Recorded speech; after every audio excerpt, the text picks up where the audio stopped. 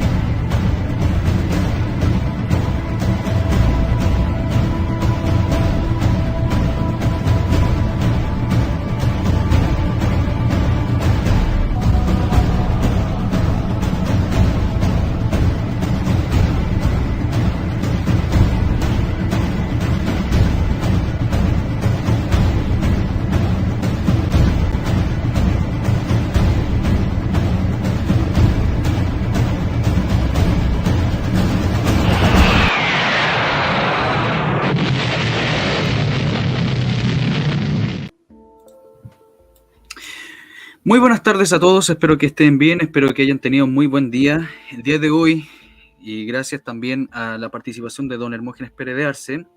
Hablaremos sobre Chile y Cuba, más o menos obviamente de manera somera, pero de su relación internacional y de cómo Cuba participó también en el desmoronamiento del orden institucional y casi de la República de Chile entre 1970 y 1973. Pero antes que nada, muy buenas tardes, don Hermógenes.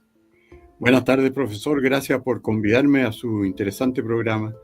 Y por supuesto, hay muchas consideraciones que hacer sobre lo que hicieron los cubanos aquí, además que ellos lo confesaron.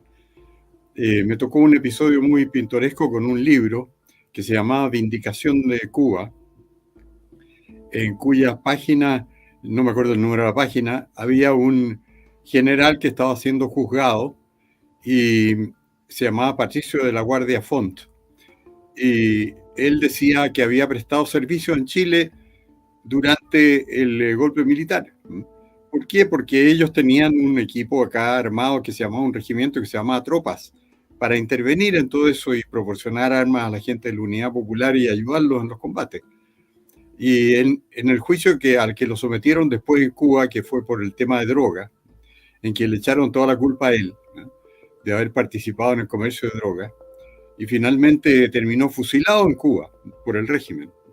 Pero durante el juicio él declaró que había prestado servicio al mando de tropas en Chile, tropas no solo en sentido general, sino en nombre del regimiento. Y eso apareció en un libro que se llamaba Vindicación de Cuba, y yo tuve una fotocopia de la página correspondiente de ese libro, y cuando se la di a conocer a un historiador norteamericano que se interesó y que era muy amigo mío, que se llamaba James Whelan, autor de Desde las cenizas, él quiso comprar el libro en Miami, donde él vivía, en Orlando. Y le costó mucho encontrarlo, lo compró y habían suprimido esa precisa página de la edición que él compró. O sea, los cubanos se dieron cuenta de que habían metido la pata y en las sucesivas ediciones, o a lo mejor lo retiraron, no sé. Pero el hecho es que la página que yo tenía no aparecía en el libro que compró James Whelan. Así que decidieron reeditarlo excluyendo esa página donde se confesaba la intervención armada cubana en Chile. Bueno, era obvio además porque ellos tenían un comercio nutrido de la Unidad Popular con el régimen cubano, y se habían descubierto en los desembarcos de, suponía que era azúcar que enviaba a Cuba para ayudar a la escasez que tenía el régimen de la Unidad Popular.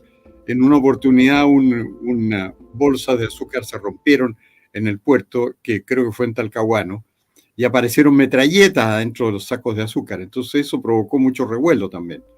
Había noticias de esa índole constantemente. El famoso avión cubano, que Coco Paredes, el jefe de investigaciones, hizo desembarcar todo su cargamento sin pasar por aduana, lo que provocó las objeciones de los funcionarios de aduana. en que nunca se aclaró qué es lo que traían los bultos cubanos, hasta después del 11 de septiembre, en que se encontraron el contenido de los bultos cubanos en Tomás Moro, que era la mansión presidencial que había comprado Allende. Claro.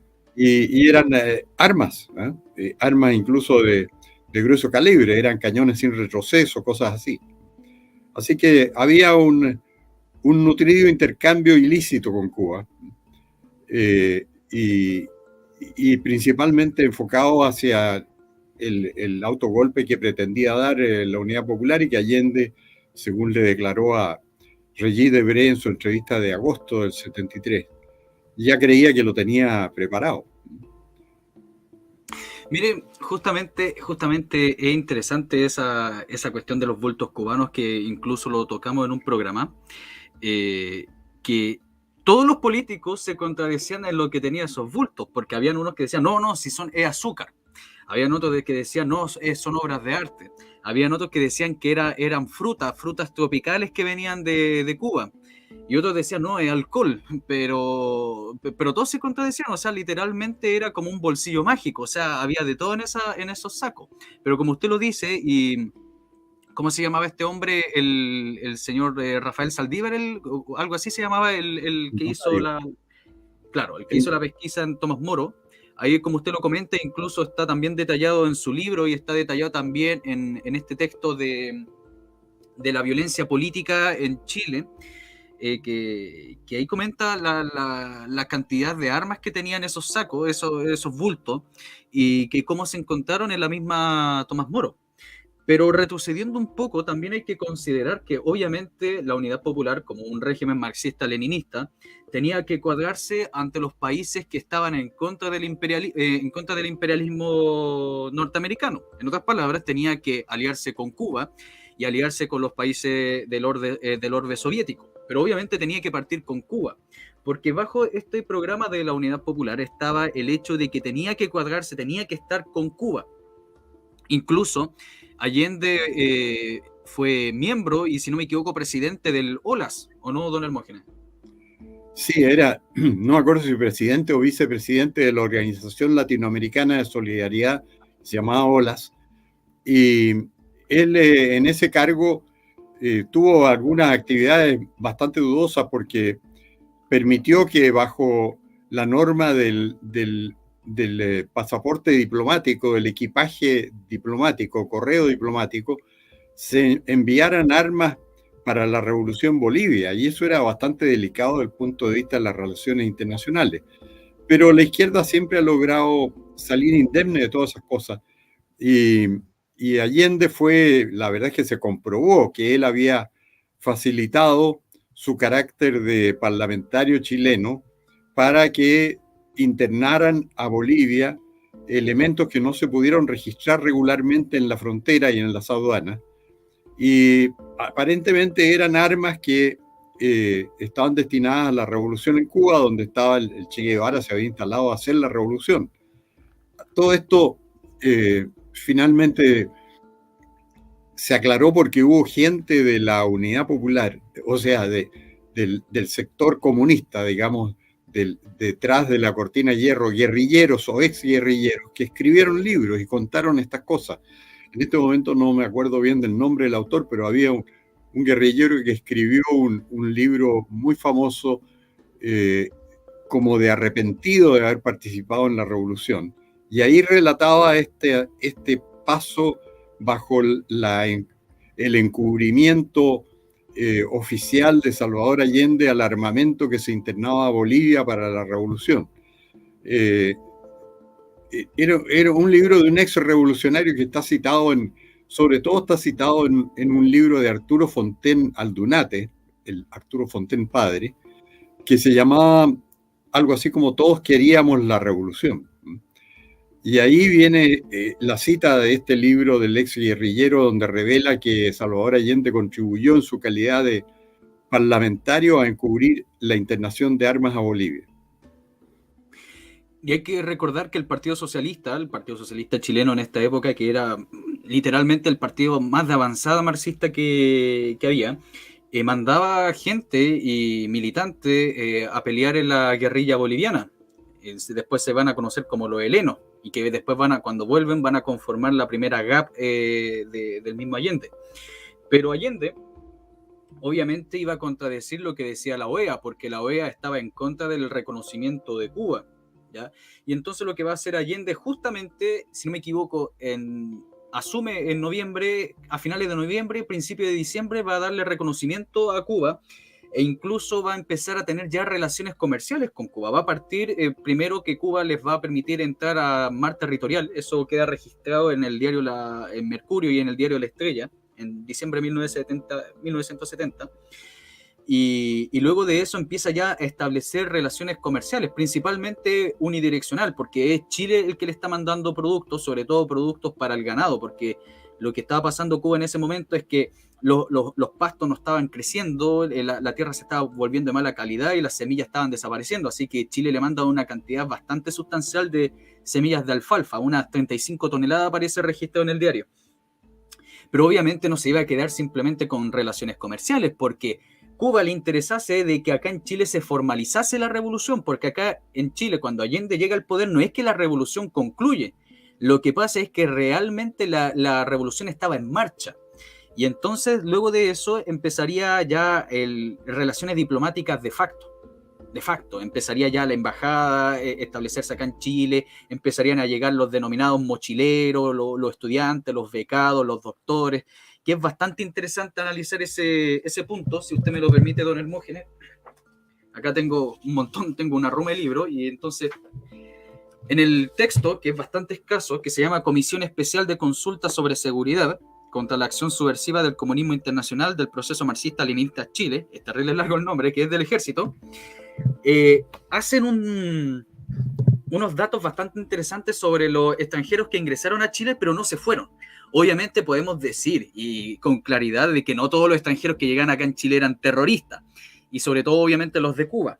Pero fíjese algo, lo que pasaba es que pedían mucha prórroga para establecerse en Chile, pero mantener el cargo de turista. Fíjese que en el 71 eran 2.000 personas, en el 72 eran 769 y recién en el 73 reducen, ¿ya? Y muchos no se nacionalizaban, sino buscaban permanecer en ese estado de turista que le permitiera establecerse en Chile, pero a la vez movilizarse a sus países de origen. Y entonces uno va viendo por los años y uno, no sé, mira a Cuba en este caso, en los gráficos, y aparece de que entran 1.176, pero salen aproximadamente unos 900 y se quedan 300. Y así todos los años van aumentando la cantidad de gente de que, sobre todo de Cuba y de estos países revolucionarios, que entran a Chile, se va obviamente la mayoría, pero siempre queda una masa sustancial. Lo mismo pasa después en el año 72, que entran acá en Chile 1.085, pero después quedan casi 1.000. O sea, no se retiran, se quedan, se establecen. ¿Ya? Insisto, yo no pretendo decir que esas 1.000 personas que se quedaron acá eran terroristas, eran marxistas, leninistas, pero estoy diciendo de que es bastante interesante ver cómo los cubanos llegaban acá a Chile y una masa se iba y otra masa se quedaba, pero se mantenía en ese estatus de turista. Solamente como dato curioso. Bueno, pero eso fue examinado por la OEA, la Organización de Estados Americanos, que en los años 74-75 vino a Chile a determinar y a estudiar el problema de la gente que había ingresado durante la Unidad Popular. Esto se publicó en el diario La Segunda, y yo lo podría consultar en mi propio libro que se llama Historia de la Revolución Militar Chilena, porque ahí está. La OEA determinó que había entre 12 y 15.000 ingresos clandestinos a Chile de personas afines a la Unidad Popular, extranjeros afines a la Unidad Popular. Eso se publicó en el diario La Segunda y está determinada la fecha de la publicación y puede consultarse. Ese fue el dictamen de la OEA. Esto tenía que ver también con que se descubrió una lista de extranjeros ilegalmente o ingresados clandestinamente a Chile en la oficina del subsecretario del Interior del gobierno de Allende, que se llamaba Denel Vergara, era comunista. Y los militares descubrieron en su oficina una lista que era alrededor de 15.000 personas también. Entonces, los antecedentes era que había mucho elemento extranjero en Chile comprometido en lo que iba a ser la guerra civil que iba a haber en Chile, o sea, más que guerra civil, un golpe de mano que iba a haber para que Allende se quedara definitivamente en el poder, o sea, que se reprodujera el modelo cubano y después venezolano. Eso está bastante bien documentado. Lo vino a reforzar la última entrevista que le hizo Allende, Regis Debray, en agosto del 73, donde Allende le dice: hemos terminado de armar a los elementos de los partidos de la Unidad Popular. O sea, eran partidos que tenían grupos armados. Allende le dice: ha sido una carrera contra el tiempo. O sea, como que la carrera ya estaba completada. Si usted ve eso en relación al Plan Z, que ha sido autentificado por historiadores prestigiados como Gonzalo Vial, que ha dicho que es auténtico, porque a él se lo dieron los militares entre los papeles que habían capturado en las oficinas de distintas reparticiones de la Unidad Popular. Claro. Y él, el único que ha tenido el valor, que tuvo el valor de confesar que él había sido parte del grupo que recibió ese material. Y ahí el Plan Z decía que la fecha tentativa para un autogolpe era el 19 de septiembre, en el almuerzo del ejército a las Fuerzas Armadas, donde se iba a materializar la sumisión de las Fuerzas Armadas al gobierno, que no era difícil porque la Marina estaba con el gobierno, porque el almirante Montero era partidario de Allende. El ejército estaba con el gobierno porque el general Prats, comandante en jefe, era partidario de Allende. Carabineros estaba con el gobierno porque José María Sepúlveda Galindo, el director de Carabineros, era partidario de Allende. O sea, el único problema, entre comillas, que tenían era conseguir la adhesión del jefe de la Fuerza Aérea. Y eso era cuestión de que Allende eligiera un alto oficial de la Fuerza Aérea y lo designara comandante en jefe, y ya tenía todos los altos mandos cuadrados con su gobierno. Y eso él creía que estaba resultando.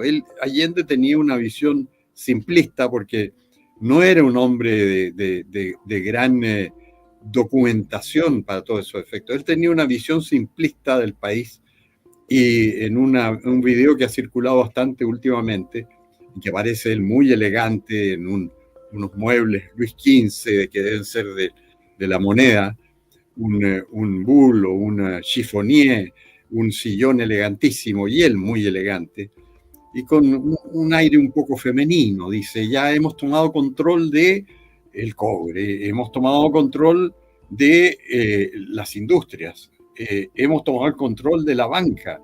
Él tenía esto era como un juego de tablero que él estaba haciendo, y demostrando que ya tenía todo el control de la situación en Chile. Entonces lo que le faltaba eran las Fuerzas Armadas, y también virtualmente las tenía. Y eso es lo que le dijo a Regis Debray en su entrevista de agosto del 73. Él tenía una visión idealizada desde su punto de vista de la fortaleza de su propia posición. Y se equivocó frontalmente porque la población se cambió de bando, si eso fue lo que pasó. Si en definitiva fue la gente afectada por la escasez la que se cambió de bando político, que es un poco lo que ha pasado bajo el gobierno de Boric, que la gente afectada en este caso por la inflación, porque no había escasez, pero no hay plata ahora. En tiempos de Allende lo que sobraba era la plata, y lo que no habían eran cosas. Ahora sobran cosas y no hay plata. Bueno, y la gente se ha cambiado de haber favorecido y haber elegido a Boric a la oposición a Boric, y por eso las encuestas todas dicen que el 70% está en contra de él. Bueno, puede haber sido el 70% que estaba en contra de Allende también. Entonces, eso fue lo que precipitó el llamado que hizo la Cámara de Diputados, donde yo estuve presente. O sea, a mí no me cuentan cuentos de qué espíritu tenía el llamado. El llamado era provocado por las bases, porque uno no podía creer que gente que era de la Unidad Popular se venía a unir a nosotros para votar contra la Unidad Popular. Porque yo vi ahí en los diputados de la izquierda radical, que eran de la Unidad Popular, votando junto con nosotros, llamando a las Fuerzas Armadas a poner término a las situaciones de hecho antes descritas. ¿Cómo se le pone término a todas las situaciones de hecho antes descritas, que eran todas protagonizadas por el gobierno? Sacando al gobierno, obvio, sí, ese era el llamado. Y quedó contextualizado así en el texto. Entonces, el fenómeno consistió en eso, en que Allende creía que con su organización de grupos armados, que tendría según los cálculos de Altamirano, unos 10.000 de los partidos de la Unidad Popular, más los que habían llegado al extranjero, que la OEA decía entre 12 y 15.000, 20 y tantos mil, él creía que tenía el poder en sus manos y que los cordones industriales, se habían tomado todas las industrias, creía que tenía toda la producción en sus manos. Y con los bancos intervenidos, que estaban el 80% de los bancos intervenidos, creía que tenía todo el poder financiero en su mano. Pero era una visión idealística, ilusoria, porque el mundo no funciona así.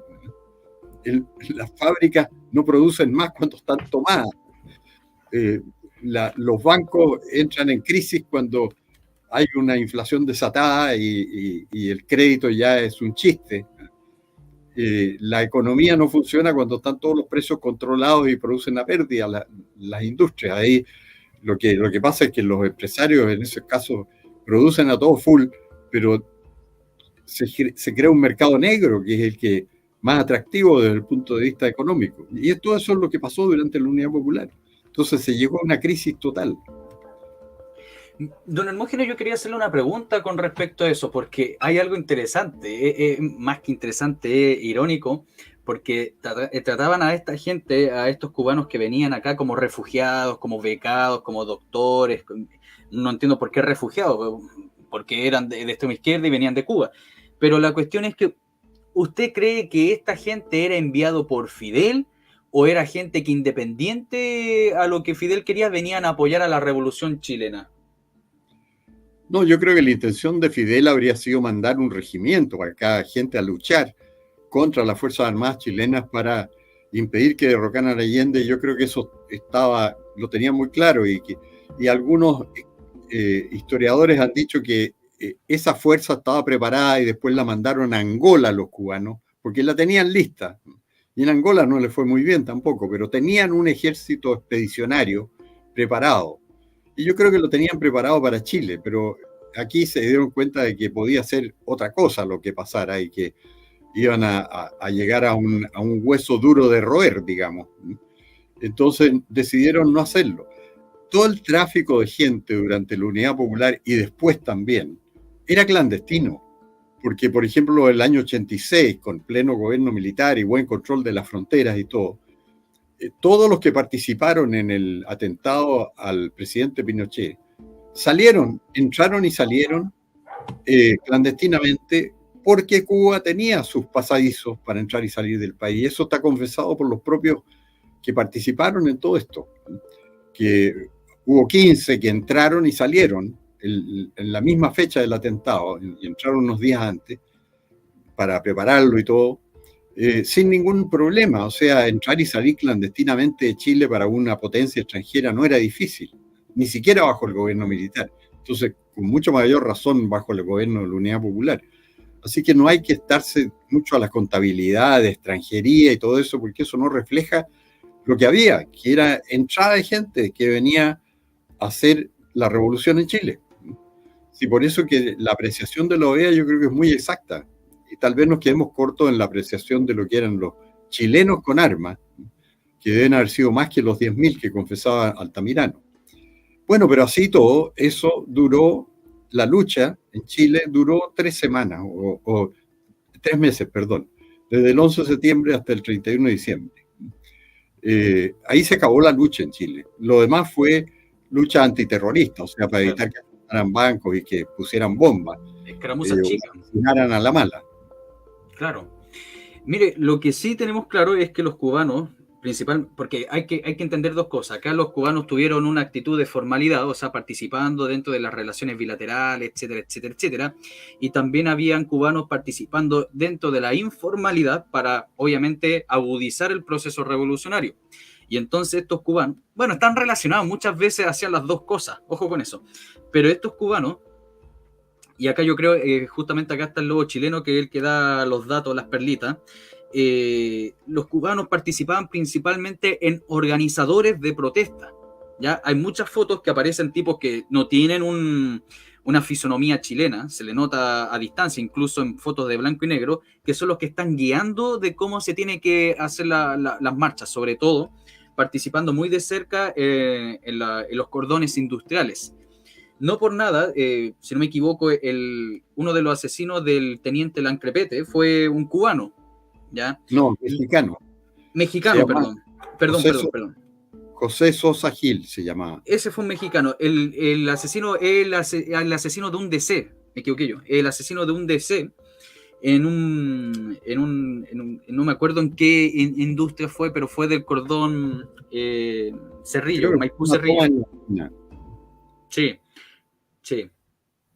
Ahí fue, sí. Y acá está diciendo el lobo chileno que, según lo que nosotros creemos y según las pruebas que tenemos nosotros, el comandante Araya era cubano, uno de los que mataron el asesino del comandante Araya fue un cubano, según lo que se dice, Domingo Blanco. En fin. Pero lo que pasaba es que esta gente se encargaba de organizar las protestas, porque si hay algo que tiene el chileno, y yo creo que usted va a confirmar conmigo, es que el chileno no es un buen revolucionario. No es un buen revolucionario. Hoy deja la embarrada, obviamente. Y dejó la embarrada durante el periodo del gobierno de la Unidad Popular. Pero no es un buen revolucionario, porque si uno compara el revolucionario chileno versus el revolucionario cubano, o el revolucionario brasileño, o los Tupamaros, etcétera, etcétera, nosotros quedamos bien atrás, gracias a Dios quedamos bien atrás. Entonces esa es la cuestión. Incluso si uno analiza, y volviendo a la cuestión de los bultos cubanos, que es muy interesante tomar en cuenta de que cuántos casos de bultos cubanos se pasaron de la vista. Fíjese lo que dice, y justamente en este libro de Lautaro Silva, siempre le digo Lautaro Carmona el comunista, Lautaro Silva, dice: por el caso más decidor de la intromisión cubana la constituyó el afer de los bultos, llegado por la Compañía Cubana de Aviación y trasladado directamente a la casa presidencial de Tomás Moro sin pasar por los servicios aduaneros ni por control alguno, y que en el anterior capítulo mencionamos. Sin embargo, interesa conocer la cortina de humo que sobre este asunto intentó tender la prensa gobernista. El vocero del comunismo internacional del diario El Siglo decía, cito: las autoridades de gobierno han planteado en todos los tonos que las cajas que trajo la cubana de aviación contenían regalos del gobierno de Fidel Castro para el jefe de Estado y otros personeros y no armas. El diario oficialista La Nación decía por su parte, cito: se estableció que eran efectos de uso personal algunos regalos consistentes en licores, comestibles, cigarrillos, libros, objetos de artesanía popular cubana. El tabloide comunista Puro Chile aseguraba que eran camisetas y cigarros las metralletas cubanas. El diario del Partido Socialista, Las Noticias de Última Hora, aseveraba, cito: eran cuadros para la exposición de pintura cubana que se inaugura mañana en el Museo de Bellas Artes. En otras páginas agregaba burlón, una exposición de pintura convertida en arsenal revolucionario. Pero la explicación más desconcertante la dio el propio Allende en una conferencia de prensa refiriéndose a los famosos bultos. Se van a encontrar con algunas sorpresas cuando la abran. Por ejemplo, con cuerpos humanos de plástico que se arman y se desarman durante los estudios de medicina. Sin embargo, más tarde, apremiado por la Cámara de Diputados y la Contraloría General de la República, declaraba que los bultos contenían obras de arte. Ahora sabemos el contenido de tales obras de arte: 13 cajones con 472 armas cortas y metralletas, 2 subametralladoras y 40.000 cartuchos. La participación de elementos extremistas extranjeros en Chile durante el régimen marxista del señor Allende, como ya hemos visto y expresado, no solo tenía por objetivo subvertir el orden interno, sino que utilizar este país como trampolín para propalar las ideas y acciones guerrilleras en los diversos pueblos latinoamericanos. Bueno, yo creo que la mayor confusión que se provocó en ese tiempo, porque de eso me acuerdo como testigo presencial, yo era diputado también en ese tiempo, la proporcionaba el propio presidente de la República, porque Allende se refería a los bultos cubanos en sus frecuentes incursiones en los micrófonos y en las pantallas. Y yo recuerdo que en una oportunidad él intentaba como quitarle toda seriedad a esto, como que era una cosa secundaria. En una oportunidad le oí decir que eran helados de mango que le había mandado Fidel. Entonces él se reía de todo esto, no le importaba mucho lo que dijera la prensa.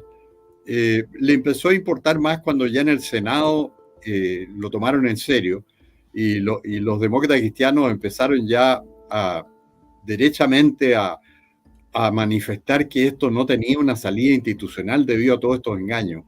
Y entonces ahí ya Allende yo creo que se puso un poco más serio, porque esto provocó sesiones en el Senado especiales y fueron muy en perjuicio de la imagen de Allende y en beneficio de engrosar la lista de los opositores que querían poner término al gobierno de Allende. Claro. Sí, hay discursos de Patricio Aylwin en el Senado que están en mi libro de la Revolución Militar, lo reproduje casi in extenso, en que dicen prácticamente que este es un país azotado por la guerra y que estamos al borde de una guerra civil. Lo decía con todas sus letras en el Senado. Y lo curioso es que lo decía basado en una declaración de los obispos, que los obispos después se trasladaron a la oposición al gobierno militar. Pero durante el gobierno de Allende los obispos dijeron esa frase, que la repitió Elwin en el discurso: este parece un país azotado por la guerra, decían los obispos, porque era la realidad que estaban viendo ellos con su feligresía. Así que el clima que había entonces, difícil de reproducir ahora, porque era un clima que hacía inevitable que pasara lo que pasó. O sea, era un clima como esto no da para ni un minuto más. Esa era la atmósfera en que estábamos viviendo. Claro, mire lo que dice el lobo chileno, don Hermógenes. Dice: el Tony de la Guarda, el hermano del cubano Patricio de la Guarda, era el encargado de traer las armas de Cuba a Chile. Y hay que considerar algo también, don Hermógenes, que no solamente habían personeros de la Unidad Popular que tenían relaciones directas con Cuba, incluso también estaría los agentes que mandaría Fidel acá en Chile y establecer vínculos directos con los familiares de Allende. O sea, está la hija de Allende, Tati Allende, se casa con este hombre Fernández de Oña, ¿no? De Oña. De Oña. Claro, que es el padre de la ministra de Defensa. Y claro que sí. Claro que sí, y este hombre mantuvo siempre trabajando tanto para el gobierno cubano y trabajando también tanto para la Revolución Chilena. Por otro lado, también tenemos que las acciones y gente de los miristas también tendrían vínculos directos con Cuba, sobre todo entrenamiento y asesoramiento en procesos revolucionarios. O sea, esto sería a gran escala. Pero ¿qué pasaría? Llegaría, e incluso me gustaría después la próxima semana tocarlo un poco más a profundo, la cuestión de Fidel Castro y Allende, pero para tocarlo someramente, llegaría Fidel acá a Chile, ¿ya?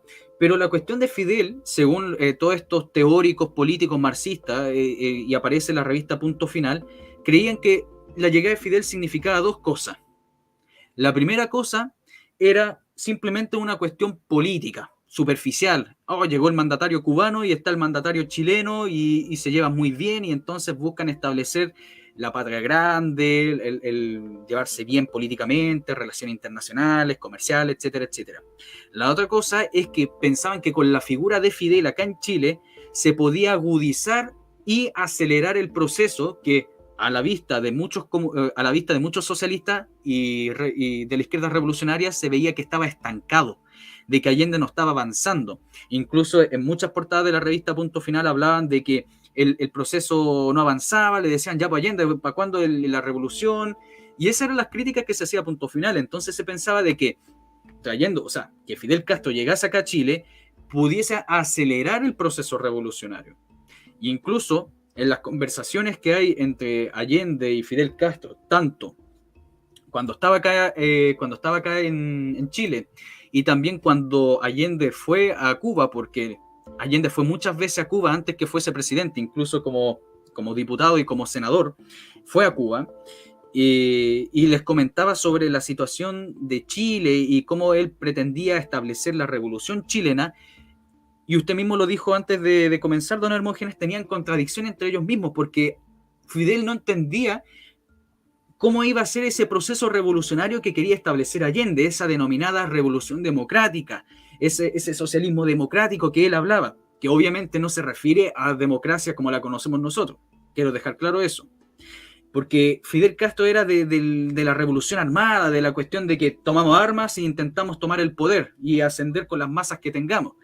Pero tenían esas contradicciones. Bueno, lo que pasa es que Fidel, cuando vino a Chile, se encontró con una sociedad que tenía libertades. Eso él no lo concedía. Y él pensó que eso no iba a resultar precisamente por toda la libertad que vio que persistía en Chile. Porque en Chile había prensa independiente, había radios independientes. El gobierno podía cerrarlas, pero podía cerrarlas por unos días, porque venía después la orden de los tribunales de restablecer las comunicaciones y que vuelvan a aparecer los diarios clausurados, las radios clausuradas. Y se encontró con que el gobierno no manejaba la opinión pública como él la manejaba en Cuba. Él, por ejemplo, se manifestó muy desilusionado del público que fue a oírlo al Estadio Nacional, porque él en Cuba estaba acostumbrado, como todos son empleados del Estado en Cuba, y eran en ese tiempo también, aquí él convocaba una manifestación y iban 1 millón de personas. Y aquí convocaron al Estadio Nacional y el Estadio Nacional estaba medio vacío, porque no había la manera de obligar a la gente a ir al Estadio Nacional. Entonces Fidel Castro en el propio Estadio Nacional manifestó su desilusión. Él ponía la radio aquí en Chile y se oía comentarios absolutamente variados, tanto a favor de él como en contra de él.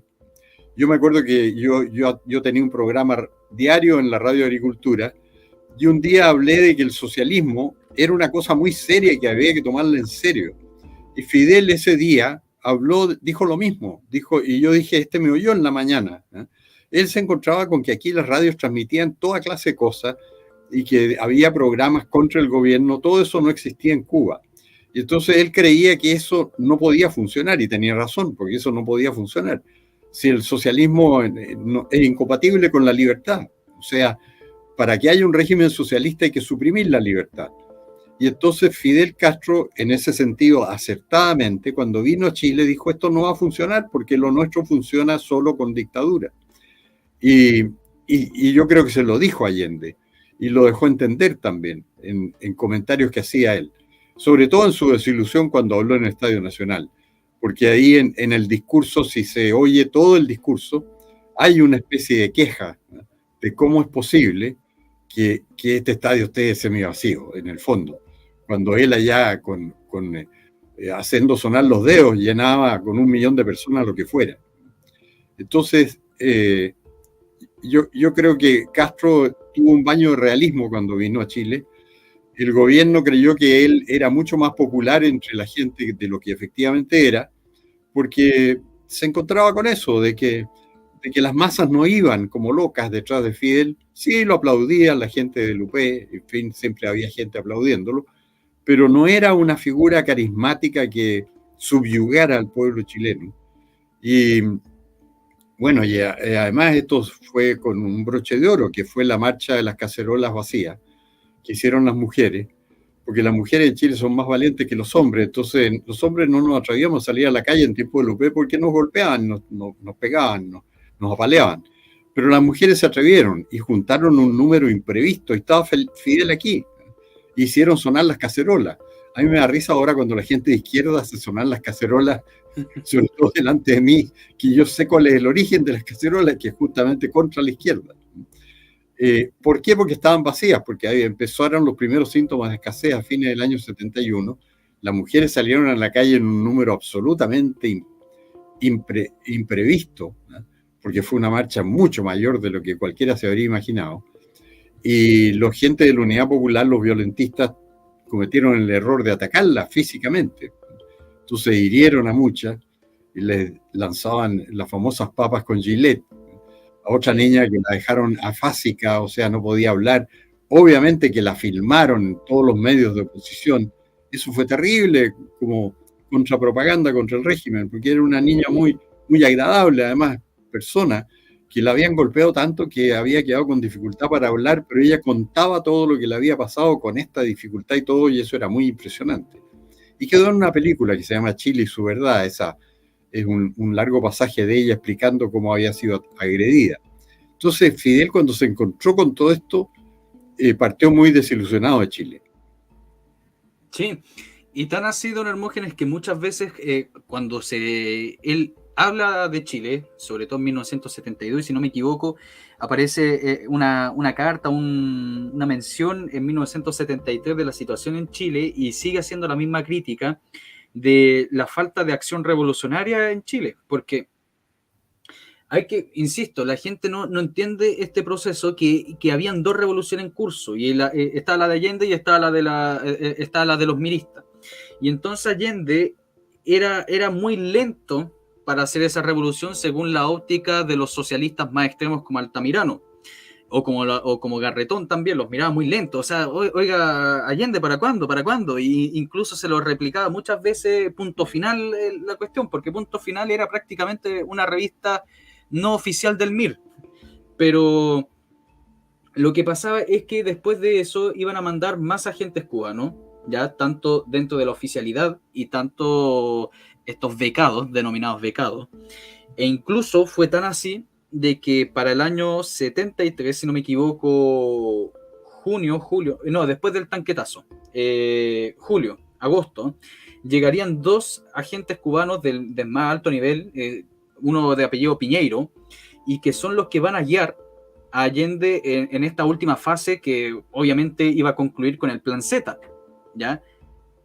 Porque como se estaba viendo, la coyuntura histórica había cambiado en ese momento, el tanquetazo había cambiado todo, el paro de camioneros lo había cambiado todo, y entonces obviamente Allende, y lo deja claro después la entrevista con Regis Debray de septiembre de 1973, en el cual iba a acelerar el proceso y iba a engendrar lo que es el Plan Z, pero para ello necesitaba gente, ¿ya? Y como dice don Hermógenes y como decimos nosotros, y es cierto eso, aunque nos suene mal, aunque nos suene feo, los comunistas y Allende no buscaban la guerra civil porque ellos sabían que no la iban a ganar. No la iban a ganar, y por eso yo creo que don Hermógenes se debe acordar que los comunistas tenían en esa época pancartas diciendo no a la guerra civil.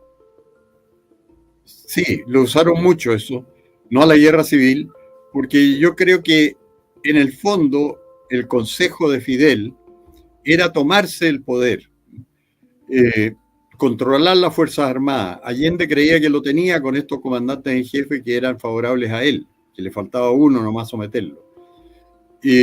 Creía que tenía los grupos armados como para dar golpes revolucionarios. Por ejemplo, clausurar la prensa adversaria. Eso no requería un contingente demasiado numeroso de gente armada, sino que podía hacerlo con sus grupos armados de los partidos, que él decía, en agosto del 73, le decía a Regis Debray que eso lo tenía listo. Esa era la carrera contra el tiempo que él creía que ya la había ganado. Entonces, yo creo que es verdad que el golpe, al estilo de lo que aconsejaba Fidel, Allende creía que lo tenía listo. Lo que pasó fue que se alteraron todos los estándares de poder por 2 razones. Una razón que tal vez lo mandó la Virgen del Carmen, que fue cuando el general Prats, que era partidario de él y por lo tanto manejaba el ejército, tuvo la mala idea de dispararle a un auto en la costanera, que es una locura, y revela una persona que estaba mal de los nervios. Porque pasó una señora en auto, que hasta me acuerdo el nombre, se llamaba Alejandrina Cox, que iba en su Renoleta, ella, y le cargaba a la Unidad Popular, y vio que iba en el auto del lado el ministro del Interior, el general Prats, y le sacó la lengua. Y bueno, el general Prats, si hubiera sido más tranquilo, más calmado, se habría quedado callado, nomás habría seguido en su auto, si no la señora no le iba a hacer nada. Pero en lugar de eso, él creyó que no era mujer, sino que un hombre, porque ella usaba pelo corto, sacó su revólver o pistola de reglamento y le disparó a los neumáticos. Sí. Entonces, eso provocó un taco en la costanera tremendo, y toda la gente que venía en la costanera, que era gente que venía del Barrio Alto, era obviamente 99% contra el gobierno, lo rodearon y estuvo cerca de ser linchado. Ahí mismo el general Prats, porque estaba con una multitud de gente que no le permitía mover el auto ni moverse él, y un taxista lo tomó a él físicamente y le dijo, venga, yo lo voy a sacar de aquí, y lo sacó a empujones y se lo llevó en su taxi a La Moneda, donde presentó la renuncia ese mismo día. Esto es de una fecha bastante dramática, porque creo que era el mismo 22 de agosto que en la noche terminó con la reunión de la Cámara de Diputados pidiendo una intervención de las Fuerzas Armadas. O sea, fue una fecha muy crucial. Entonces, eso revela cuál era la situación. Prats estaba con los nervios malos, cometió un error garrafal, eso fue la gota que colmó el vaso, y de ahí se fue a La Moneda y le dijo a Allende, me tengo que ir. Y con eso Allende perdió la principal pieza de su ajedrez, que era el comandante en jefe del ejército, completamente partidario de él. Y designó al que le recomendó el propio general Prats, que era el general que nunca le había dicho a nadie qué pensaba él, y la gente en la derecha pensaba que era partidario de Allende, porque él no decía nada, y obedecía todas las órdenes de Prats, y cumplía muy bien, y había puesto término junto con Prats al levantamiento del blindado. Entonces todos decían, incluido Jaime Guzmán, que eso me lo dijeron a mí, amigos comunes, me dijeron, Jaime Guzmán decía que si designan a Pinochet ahí sí que estamos embromados. Eso creía Jaime Guzmán en agosto del 73 de Pinochet. Sí. Porque nadie sabía lo que pensaba. Sí. Así que esa era la situación. Pero resultó que Pinochet pensaba de otra manera. Claro. Y además resultó que esto lo gatilló otra persona, que fue el almirante Merino. Porque Claro que sí. habría sido distinto si no hubiera sido por Merino. No, Merino fue el que inicia todo el proceso contrarrevolucionario. Claro que sí, porque hay que. Esto hay que. La gente de nuestro sector tiene que tener en cuenta esto. El pronunciamiento militar de 1973 también fue una revolución.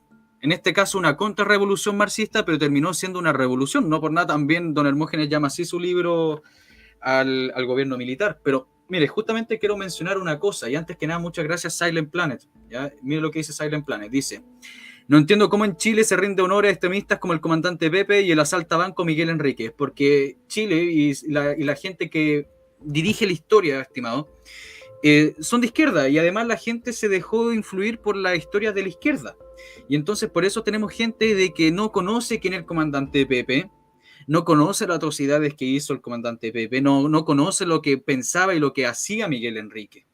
Pero volviendo a la cuestión de Cuba, acá tengo yo una carta de Fidel Castro a Salvador Allende, del 29 de julio de 1973, o sea, después del tanquetazo. Dice: con el pretexto de discutir contigo cuestiones referentes a la reunión de países no alineados, Carlos y Piñeiro, o sea, los agentes que mandaron acá a Chile, realizan un viaje a ESA. El objetivo real es informarse contigo sobre la situación y ofrecerte, como siempre, nuestra disposición a cooperar frente a las dificultades y peligros que obstaculizan y amenazan el proceso. La estancia de ellos será muy breve, por cuanto tienen aquí muchas obligaciones pendientes, y no sin sacrificio de sus trabajos decidimos que hicieran el viaje. Veo que se están ahora en la delicada cuestión del diálogo con la DC, en medio del acontecimiento grave como el brutal asesinato de tu edecán naval y la nueva huelga de dueños de camiones. Imagino por ello la gran tensión existente y tus deseos de ganar tiempo y mejorar la correlación de fuerzas para el caso que estalle la lucha. Ojo con eso.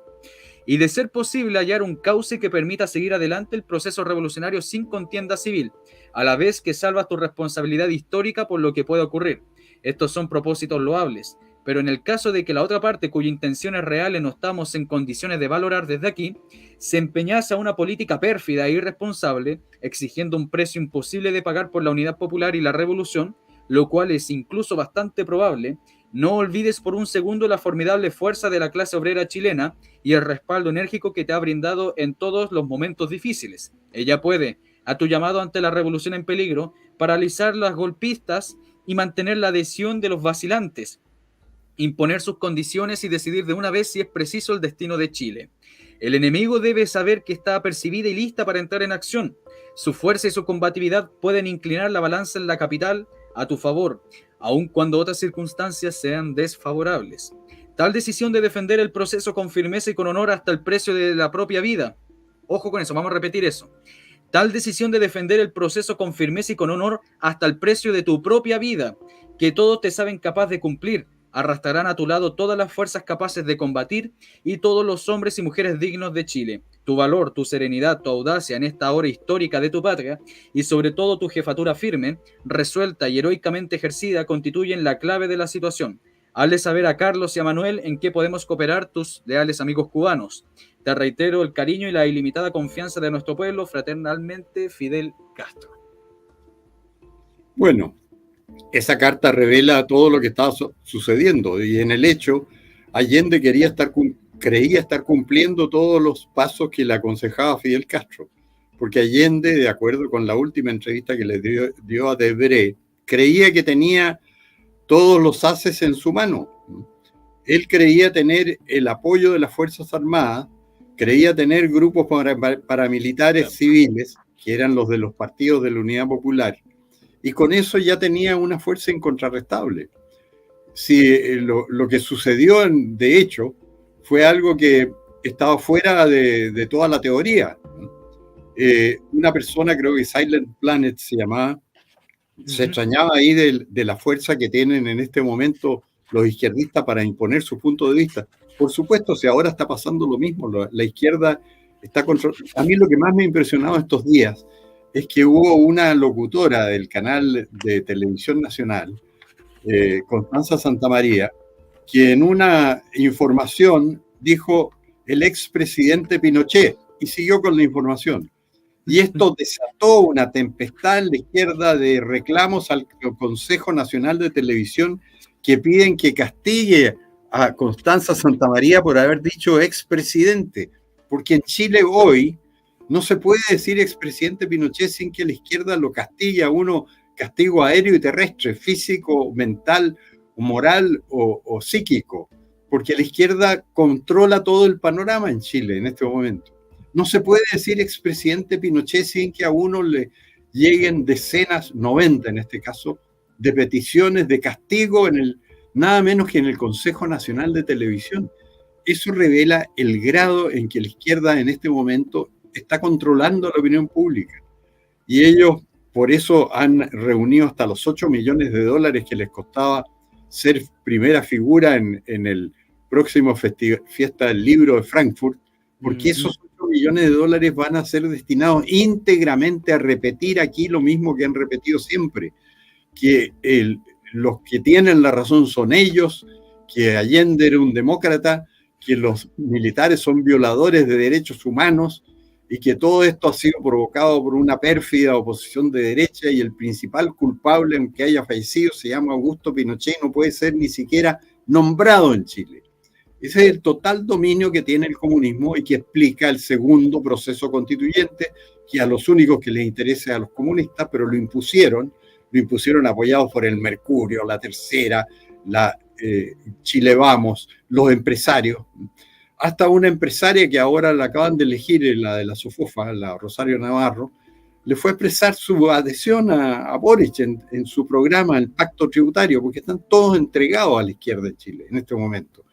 Y hasta los republicanos, que eran ya como el último flotador para mantenernos en la superficie, están negociando y llegando a acuerdos y por eso ha surgido un movimiento patriota, se llama, que ha sacado un bastante buen porcentaje en una de estas encuestas de internet. Porque ha surgido obviamente una fuerza que no transige, que está a la derecha de los republicanos.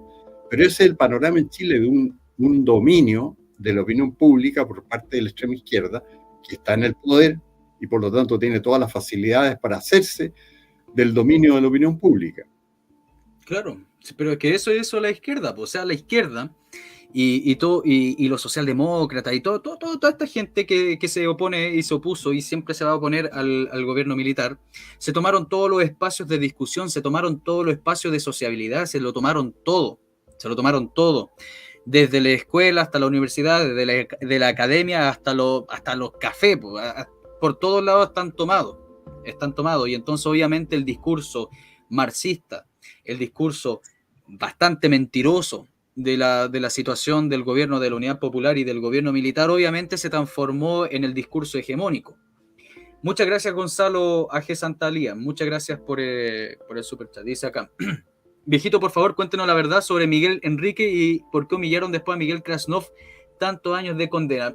Justamente con don Hermógenes Pérez de Arce hicimos, yo diría que fue uno de los primeros programas que hicimos, don Hermógenes, que hablamos en 2 programas sobre la historia de Miguel Krasnov. Bueno, ahí ha pasado una de las cosas más increíbles que pueden pasar en un país civilizado. No sé si Chile es un país civilizado propiamente tal, pero aquí sucedió lo siguiente, que cuando el gobierno militar estaba en el apogeo de su popularidad, la única amenaza que subsistía eran un grupo terrorista que era el MIR, Movimiento de Izquierda Revolucionaria, que tenía bastante apoyo externo de todo el área soviética, de Cuba, en fin, y cometía muchos atentados. No era que amenazara la estabilidad del régimen, pero cometían muchos atentados y asaltos a bancos. Y hubo un oficial que se dedicó con mucha dedicación, que estaba destinado a la DINA, pero su misión era analizar información. Y era un hombre muy serio, teniente en ese tiempo, que se llamaba Miguel Krasnov. En realidad él era nacido en Rusia, ¿no? O sea, era un chileno que había huido de Rusia frente al comunismo con su madre, y llegó guagua a Chile. Y este era un hombre muy serio y metódico y analizó mucha información y descubrió dónde estaba la guarida del jefe del movimiento terrorista que asaltaba bancos, disparaba a la gente, asesinaba a carabineros y militares. Y era necesario descubrir dónde estaba la madriguera. Y entonces él, analizando información, llegó a la conclusión de que estaba en una calle que se llamaba Santa Fe, en el área, no sé, surponiente de Santiago, y se dirigió allá y tocó el timbre, y si un carabinero que iba con él acompañándolo no lo lanza al suelo, lo matan, porque salió una ráfaga inmediatamente de esa casa. Bueno, y en esa oportunidad llamaron naturalmente por teléfono, en ese tiempo eran difíciles las comunicaciones, pidieron auxilio, se produjo un tiroteo, y en el tiroteo, entre la casa desde la cual le habían disparado a Krasnov y los que llegaron en auxilio de él, murió Miguel Enríquez y quedó herida su pareja, que se llamaba Carmen Castillo. Y esto tiene importancia porque yo he conversado todo esto muchas horas con Miguel Krasnov, conozco la historia a través de él perfectamente. Todo esto era pasado en los años 90, cuando él me contó todo. Él es la única persona, me dijo, que ha detenido en todo su desempeño en estas labores en la DINAC, analista de información, fue la Carmen Castillo, porque quedó herida después de derrotado a Miguel Enríquez y capturada la casa, y unos terroristas que se arrancaron por los tejados de las casas vecinas se escaparon, pero Miguel Enríquez quedó muerto en el enfrentamiento. Y la pareja de él, Carmen Castillo, quedó herida, y él llamó a una ambulancia y la sacó en brazos y la entregó a la ambulancia. Me dijo, esa es la única persona en mi desempeño en la DINA que yo detuve. No detuve nunca a nadie más. Y ahora es una ironía, porque hace 20 años que está preso por está condenado a más de 1000 años por los jueces de izquierda, por todas las detenciones que le atribuyen, las cuales él dice que no hizo ninguna. Bueno, en la primera, cuando lo condenaron la primera vez, hace muchos años, era por un terrorista que se llamaba Miguel Ángel Sandoval, que había muerto, y Miguel Krasnov escribió una carta al Mercurio y salió publicada diciendo, me han detenido por primera vez porque supuestamente di muerte a un señor Miguel Ángel Sandoval que no he visto nunca en mi vida, que jamás lo detuve, no sé quién es, no sé nada de él, pero hay un proceso en que dice que yo lo detuve y lo secuestré. Y así que voy a cumplir una condena por un delito que ni sé de qué se trata. Bueno, esa es la historia de Miguel Krasnov. En este momento está condenado a más de 1000 años por los jueces de izquierda, que bueno, llegan a un absurdo tan grande. Ahora acaban de condenar al que fue vicecomandante y jefe del ejército, Santiago Sinclair, porque el año 73 presidió un consejo de guerra en Valdivia que condenó a muerte al comandante Pepe, que era un tipo que había matado a mucha gente y que se había apoderado de grandes zonas de tierra y que obviamente sometió a un consejo de guerra en pleno régimen militar, fue condenado a muerte y le dieron muerte en Valdivia, un pelotón de fusilamiento, todo perfectamente legal. Tuvo como abogado a Andrés Elwin, hermano de don Patricio, el comandante Pepe, pero no sirvió la defensa porque de todas maneras el consejo lo ordenó fusilar. Bueno, ahora los jueces de izquierda han metido preso al general Sinclair por haber formado parte de ese consejo y haber dado muerte al comandante Pepe. Porque se da vuelta la historia completamente.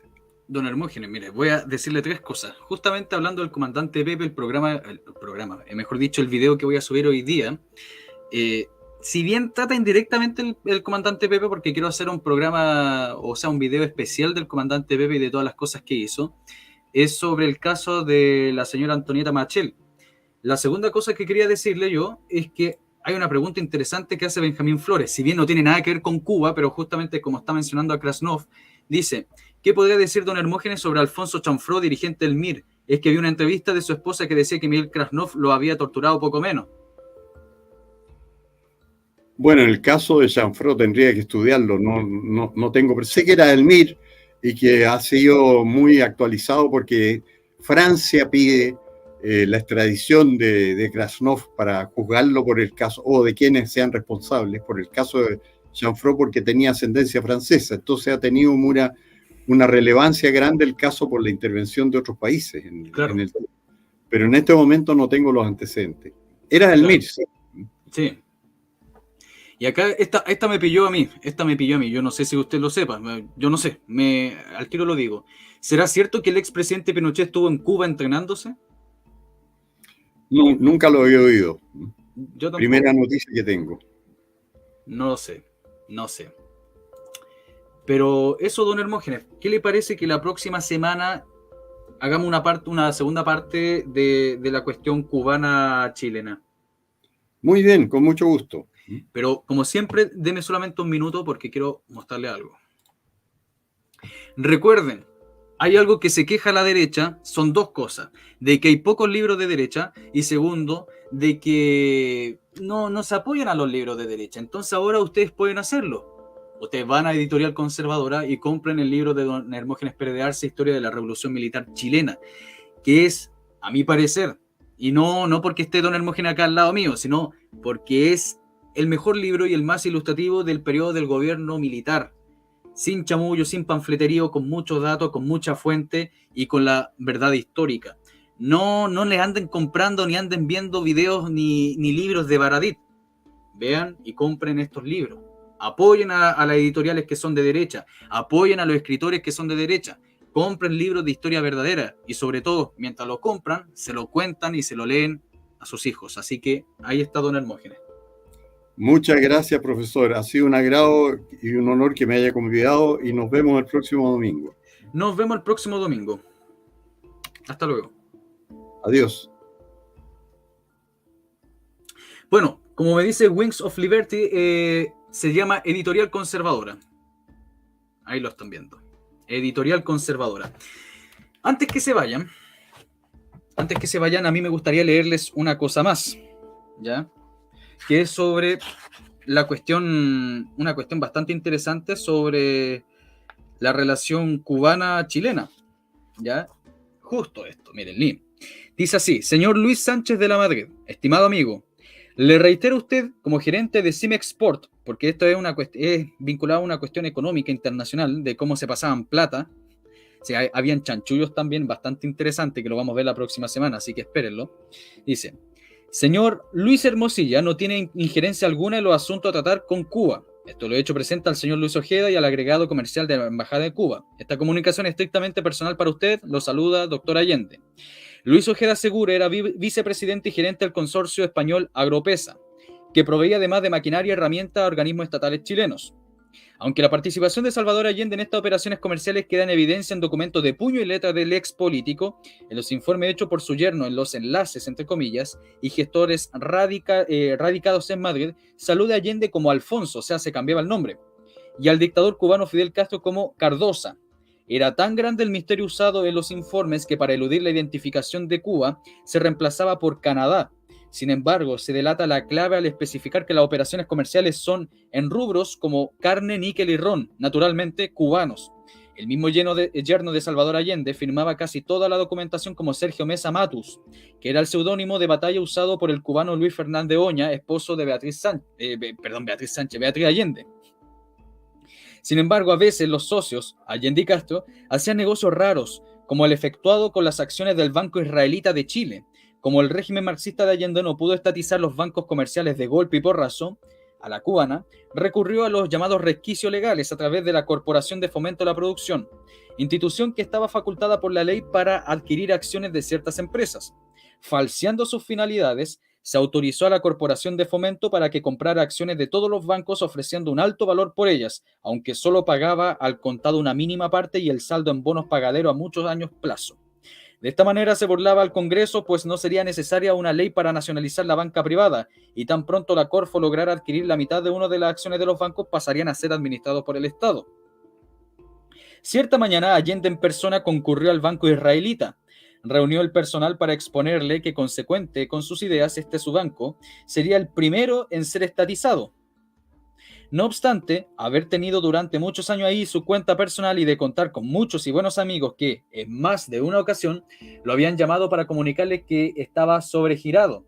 Sin embargo, sus buenos amigos, entre comillas, parece que quisieron hacerle una jugada, porque la totalidad de las acciones del citado banco que fueron pagadas con bonos del Estado fueron traspasadas a un consorcio francés, el que a su vez importó azúcar cubana.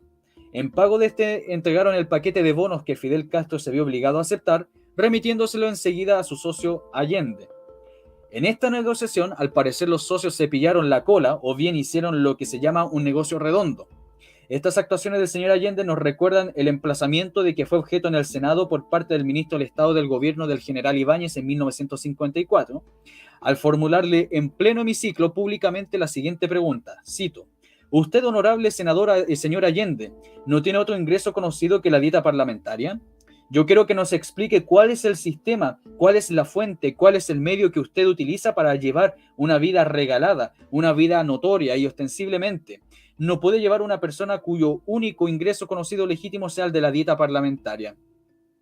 El doctor Allende rasgó vestidura y protestó airadamente, manifestando que pediría una sesión especial del Senado para dar esta explicación.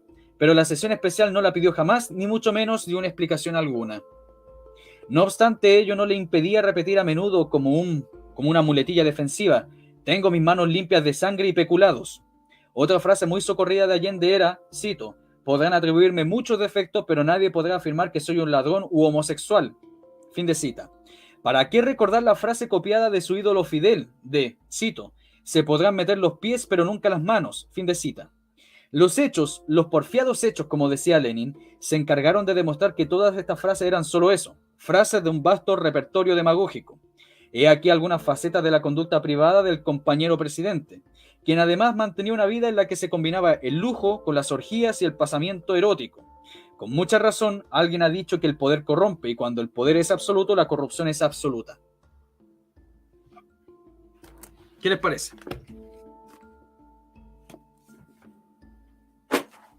Hay un libro que si ustedes alcanzan a comprar, no sé si todavía existirá o puede que esté en memoria, o sea, en Mercado Libre, mejor dicho, en Memoria Chilena no está, pero en Mercado Libre sí está, aunque caro, porque la gente de Mercado Libre ocupan la palabra Mercado Libre y lo vende todo caro, sobre todo los libros de la Unidad Popular, que es del historiador Joaquín Fermandois, y se llama Chile y el Mundo, 1970-1973, la política exterior del gobierno de la Unidad Popular y el sistema internacional. Y en este texto cuenta bastante en profundidad las relaciones cubano-chilenas. Fíjese, como ejemplo, lo que nos interesa a continuación se refiere fundamentalmente a la comunicación oficial y extraoficial entre los respectivos gobiernos, tal como ésta se realizó en dirección hacia Chile. Después de un breve párrafo, nos referiremos a la representación chilena en La Habana. Como se verá, esa proyección jugó un papel notable en el desarrollo del gobierno de la UP. Desde luego, la embajada cubana en Santiago se convertiría prontamente en otro centro de la política chilena, así como su personal presumiblemente desempeñaría una influencia no despreciable en la política chilena. El embajador Mario García Inchaustegui, un diplomático del nuevo formato revolucionario, presentaba sus cartas credenciales en enero del 71, pero ya había viajado una delegación en la toma del mando de Allende, encabezada como se vio por el propio Carlos Rafael Rodríguez, cuya declaración examinaremos más adelante. En diciembre se había instalado en Santiago el encargado de negocios Luis Fernández Oña, quien debió organizar, como es natural en estos casos, la instalación de la embajada. Fernández Oña pasaría a mantener una conspicua influencia en medios del gobierno chileno hacia las posiciones maximalistas.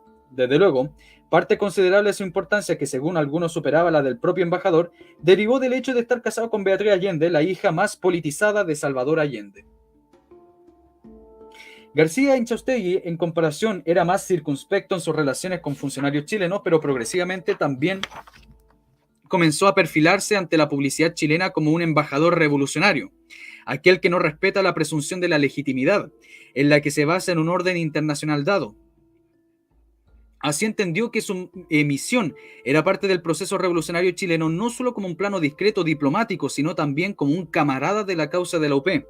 Ello lo llevó a tener numerosos roces con diversos sectores de la política chilena de la oposición, se entiende, pero también era majadero al insistir ante la Cancillería por una política más militante. O sea, dentro de la misma embajada cubana estaban promoviendo también la agudización de la revolución. En 1971, el senador demócrata cristiano Tomás Pablo se alza en el Senado para manifestar su extrañeza ante lo que considera el alto número de miembros de la embajada cubana.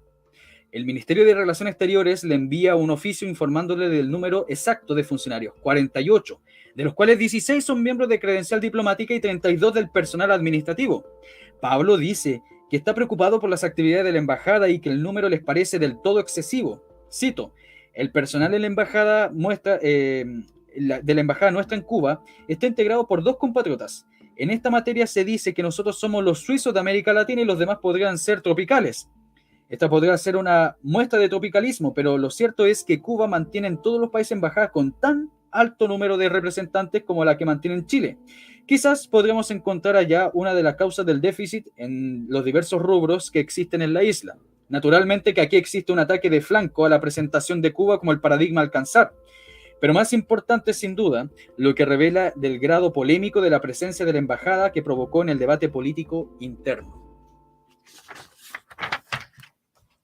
Luego dice, esta presencia de Cuba en Chile tiene asimismo su faceta extrainstitucional, es lo que decía yo. Estaba lo institucional, los embajadores, la Cancillería, etcétera, etcétera, y estaba el accionar revolucionario. Dice, esta presencia de Cuba en Chile tiene asimismo su faceta extrainstitucional, pero está en estrecha relación con el vínculo oficial de gobierno al gobierno, por lo que la división que podemos efectuar es naturalmente algo bastante forzada. Ciertamente hubo entre estos casos muchas visitas que en la realidad estaban constituidas por asesorías técnicas, tales como médicos que trabajaban dentro de los sectores necesitados. Pero ante la influencia de Cuba entre los sectores más extremistas de la UP, especialmente entre los socialistas y el MIR, ante la alta probabilidad de que Luis Fernández Oña haya desempeñado un papel de asesoría policial y en la formación de grupos paramilitares, ante la actividad inusitada de un sector elegante de Santiago, que era habitado mayoritariamente por opositores de Allende, y la abierta intervención retórica de los funcionarios diplomáticos, se entiende que la representación oficial de Cuba, de la embajada, haya constituido un núcleo más de poder dentro del proceso político chileno que hizo saltar por los aires el equilibrio social e institucional existente hasta 1970. ¿Qué les parece?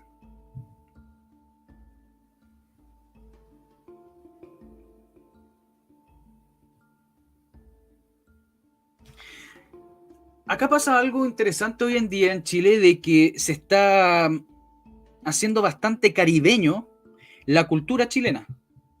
Incluso se está empezando a adoptar modismos que no son chilenos, que son caribeños, que música que no es tradicional del cono sur, sino que viene del trópico. Actitudes que no son, incluso la criminalidad, que también es totalmente caribeña. Y acá pasó exactamente lo mismo. Pasó exactamente lo mismo, como lo dice y cita también Fernando A. Y solamente voy a leer este párrafo. Dice: existió también una oleada de presencia visible del mundo cubano en la vida social chilena, en filmes, libros, exposiciones y los ya mencionados viajeros. El acento centroamericano se tendía a identificar sin más con los cubanos, sobre todo en la ciudad de Santiago. Pero su número, contando la totalidad de los turistas, era más bien escaso, pero era alto teniendo en cuenta el tamaño de la isla y sus posibilidades reales, y sobre todo en Cuba no existe un turismo hacia el exterior en el sentido occidental del término, es decir, cuando a decisión libre individual. Su número en 1971 eran 2.000, contando el personal diplomático. De ese total, alrededor de un tercio eran turistas, entre comillas, que no podían ser tales.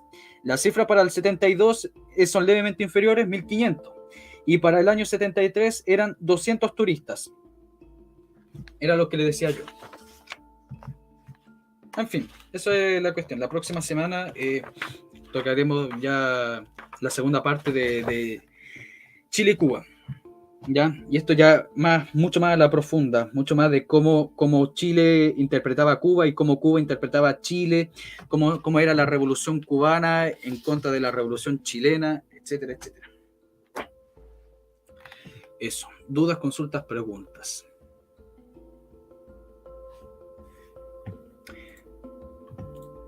Dudas, consultas, preguntas.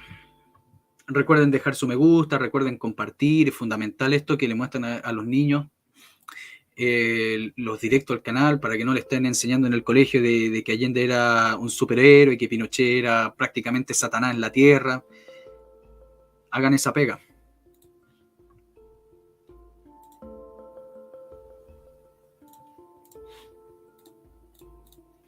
Para ir despidiéndome, recuerden apoyar a nuestro amigo Parabellum. Pueden encontrarlo en Instagram, Parabellum1879. También hay que apoyar a la gente de nuestro sector con su emprendimiento.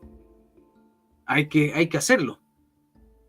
Uno dice, no le compren a los extranjeros. Ya, no le compren a los extranjeros, pero cómprenle a la gente de nuestro sector. Entonces, si usted quiere tener trabajos de alta calidad de cuero, no esta porquería china que venden ahí, que uno se pone una correa y se rajó al tiro, o sea, que va a durar años de años, apoyen a nuestro amigo.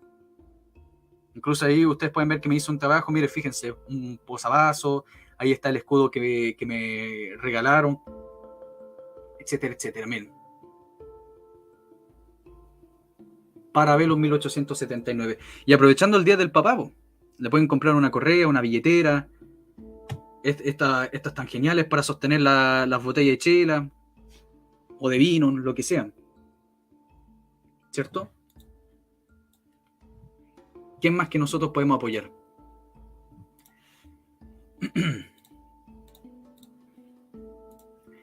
Y como siempre, por último, pásense también por Level Up. Ustedes buscan por Google Level Up y es un centro de capacitación principalmente médico. Barato, muy barato. Y como yo les he dicho, si les va bien a este centro de capacitación, pueden después pasar a ser algo más que un pequeño centro y pueden ser algo más formal, incluso una institución, incluso, si Dios quiere, hasta una universidad de nuestro sector. Pero obviamente ustedes tienen que apoyar porque entiendan algo, tienen que entender algo, aunque nos duela, aunque uno les cueste, pero con plata baila el mono. Y la gente de nuestro sector que quiere hacer algo necesita el apoyo de nosotros. Entonces, apoyen. Pásense por la página Level Up Capacitaciones y simplemente véanlo. Si no quieren comprar nada, no compren nada, pero se lo pueden comentar a otra persona que pueda estar interesado. El boca a boca ayuda también, como con los videos de la Unidad Popular. Recuerden que hoy día a las 10:25 de la noche se va a estrenar nuevo capítulo de la historia de la Unidad Popular, que yo creo que va a ser de interés. Bueno, todos son de interés, pero este es de un mártir de la Unidad Popular, la historia de un mártir de la Unidad Popular. Así que eso. Boca oreja, como dice el moto. Parabellum, a ver, no sé si está el Parabellum. Parabellum, pone tus datos del Instagram porque quieren contactarse contigo. Parabellum 1879, algo así es.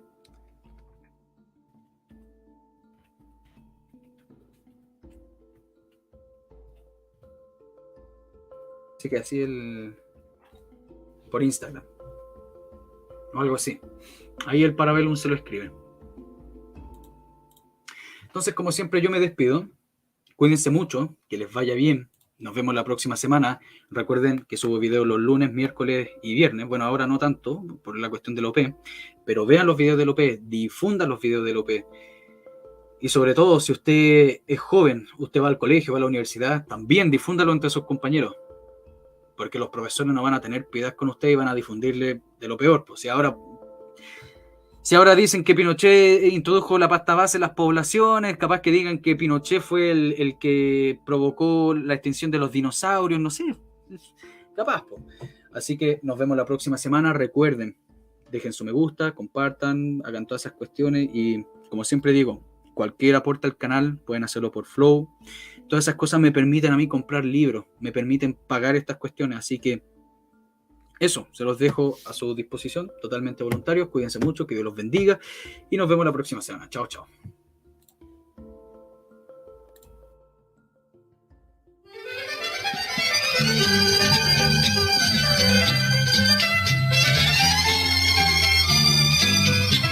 Él tiene el país en quiebra, mejor es no hablar del cobre. La gente cocina piedras y eso que se llama Salvador. La patria se ha puesto en dos.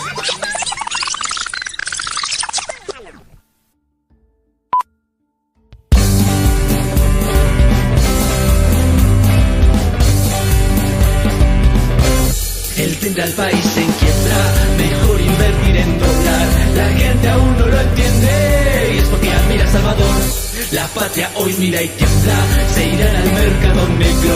La inflación es el luto y es porque admira a Salvador. La prepotencia del FA, la conversión es un club y el matonaje antifa nos tienen sin ver la luz. Al pueblo él engañó, las mentiras se trancó, impuestos serán puros, esta es su revolución. El fracaso es proyectable, no habrán medicamentos, tendrán fe toda la gente, es porque admira a Salvador.